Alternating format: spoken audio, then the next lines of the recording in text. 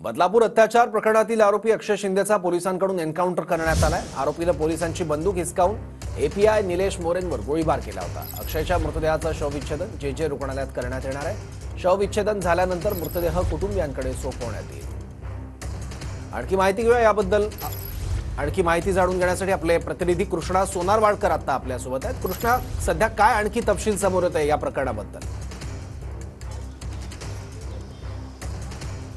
सौरभ, आपण पाहतो की बदलापूर प्रकरणातील आरोपी अक्षय शिंदेची गोळीबारामध्ये मृत्यू झाल्यानंतर आता सगळ्या प्रकरणामध्ये आरोप प्रत्यारोप होत आहेत। आणि सगळ्यात महत्त्वाचं, ज्या पोलीस व्हॅनमध्ये हा गोळीबार झालेला होता ती पोलीस व्हॅन क्राईम ब्रांचच्या एका मैदानामध्ये ठेवण्यात आलेली आहे। आणि महत्त्वाचं म्हणजे या संपूर्ण व्हॅनला एका टेंटमध्ये झाकण्यात आलेलं आहे, जेणेकरून ती व्हॅन सहजासहजी कोणाच्या नजरेस पडणार नाही। मैदानातील दृश्य आपण पाहतोय। पोलिसांचं पथक या ठिकाणी आता पोहोचलेलं आहे।